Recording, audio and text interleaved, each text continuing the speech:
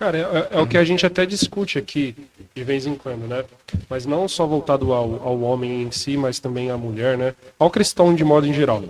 É aquilo. A gente está vivendo numa época de uma pandemia, então é uma doença perigosa, até certo ponto, assim, a gente vê como perigosa tudo, mas que ainda, assim, com as restrições e tudo mais, a gente vê o cristão indo para alguns lugares e com medo de ir para a igreja.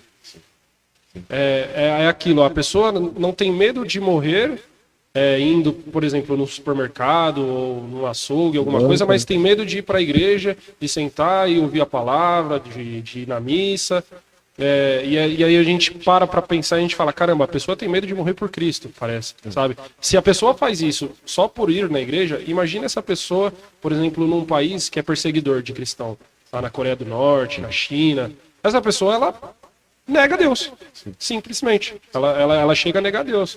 Então a gente vê essa questão até do cristianismo perdendo a força nesse sentido do meu Deus na minha frente, sabe? Não a minha saúde. A minha saúde eu acho que pode ser uma consequência da bênção de Deus, entende? E já essas pessoas elas já estão vindo ao contrário. Então elas também têm ficado fracas por conta disso, né? Sim. Porque muitas pessoas, elas estão na igreja por costume. A gente tem que ser realista quanto a isso. Não existe em muitas pessoas um compromisso real porque, como eu disse, né? Não tem mais louvores que mostram você, as pregações não te mostram o caminho. E você acaba ficando. Como se fosse um É uma clube, né? anestesia, né? Como se fosse um clube. E você E, fica e anestesiado. causa anestésico, né? Sim, você não tem mais a coragem necessária para enfrentar um perigo em favor da sua fé.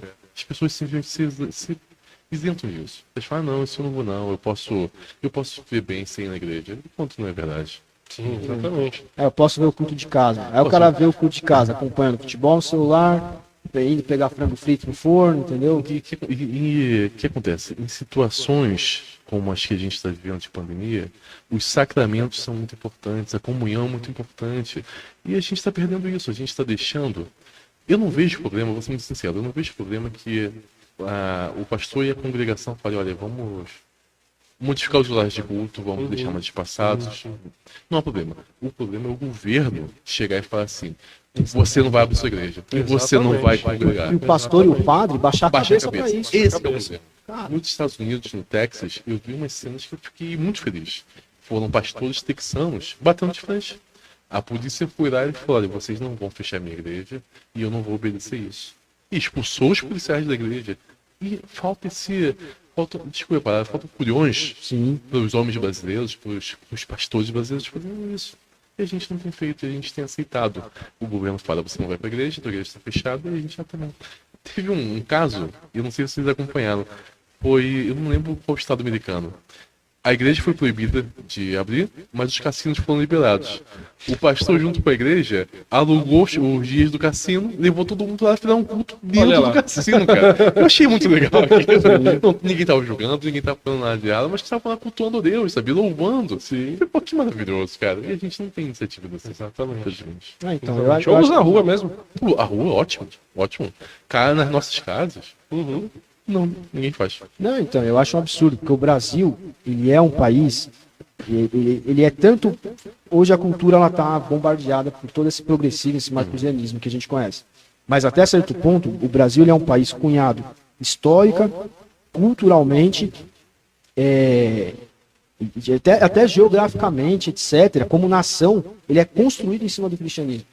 Ele é construído em cima do catolicismo, né? Que é o cristianismo. E como que a gente, sendo assim, cara, a primeira coisa que aconteceu no Brasil foi uma missa. Sim. Primeiro evento oficial que eu vi no Brasil. Primeira coisa que os caras se preocuparam em fazer quando chegaram aqui foi uma missa. Como que, num país desse, os caras permitem um Estado que já não é mais nem laico, ele é laicista, né? Sim. É um Estado que ele quer proibir a religião. Como que os caras não têm coragem de chegar e de fazer isso? Não tem como que a gente não tem essa percepção? Porque você fala, eu vi pastor no meu dia da igreja. Não, mas se eu abrir, se o irmão morrer, fala, amigo, se o irmão morrer, que diabo de cristianismo esse irmão tem? Quem tem medo de morrer? Que é uma coisa que a gente conversou também num dos podcasts que a gente gravou, só nós três. Peraí, se o alvo do cristão é o fim dos tempos, é ir morar no paraíso, cara, é o que Paulo fala, morrer para mim é lucro. Isso. Então, peraí, eu tô com medo de morrer? Que diabo de cristão eu sou? É porque a gente, o que que a gente pensa hoje em dia? O que que a gente almeja? A gente quer O iPhone novo. um iPhone novo, quer um tênis novo. É isso que a gente almeja. A gente deixa de pensar que a coisa mais preciosa que a gente vai ter é a nossa salvação. É a nossa vida com Deus. E aí fica para segundo plano. Sabe? Você pode, depois eu me arrependo, depois eu peço perdão. Então, você acha que esse conforto que a gente já adquiriu com esse avanço do capitalismo, da tecnologia, o Brasil é até um caso, né? Um país que enriqueceu muito dos anos 70 para cá, tal. Você acha que isso também proporcionou uma queda, assim, não vou dizer uma queda na masculinidade, enfim, deixa os homens menos Não, masculinos? eu digo, é uma queda de masculinidade. Porque a masculinidade, ela não se desenvolve normalmente, ela não se desenvolve naturalmente. Ela precisa de força contrária, ela precisa de pressão para se desenvolver no jovem. Quando você tira a pressão e dá apenas facilidades, a mente humana ela sempre busca o caminho mais fácil. Ela busca o caminho da menor resistência.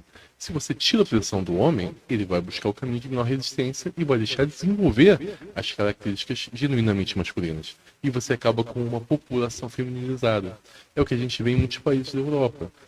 Os homens já Muito estão... conforto, né? Muito conforto. Muito conforto mata a masculinidade do homem. Infelizmente. E é o que a gente tem visto. Não, claro que eu não estou defendendo aqui que a gente tem que voltar a viver no mato ou voltar a acender fogo com pedra. Não, não é isso. Mas é na medida certa nos expormos à dificuldade e a gente buscar sonhos. Eu falei hoje, fui muito atacado hoje no Instagram, como todos os dias, na verdade, porque eu falei o seguinte: nenhum pai tem que sustentar o filho a partir dos 18 anos. Nenhum pai tem a obrigação disso. Exatamente. Os pais devem, desde o início, falar com os filhos o seguinte: fala, meu filho, eu vou cuidar de você agora, mas com 18 anos você vai seguir o seu caminho. Com 18 anos você vai buscar a sua vida, você vai se colocar no mundo.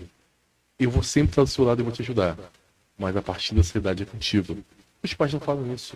Os pais vão tratando os garotos com 20, 30, 40 anos como se fossem meninos ainda, dando tudo que eles precisam. Aí o pai compra um videogame. Você tem uma geração feminilizada. Isso é Não dá responsabilidade para os filhos, né? não dá responsabilidade alguma, né? E é como o jovem vai se desenvolver e vai ser um responsável se você não dá nada para ele resolver. Você continua tratando ele mal. A pessoa pede um bichinho de estimação, né? O jovem não tem coragem nem de limpar a Não tem, sujeira, quem não dá comida. E ainda chama de pai de pet. É. Chama o cachorro de filho. Dá um tapa na cara. Ninguém fala isso. Não, e pior que tá lotado de gente chamando esse Tá, bicho. Nossa. É complicado.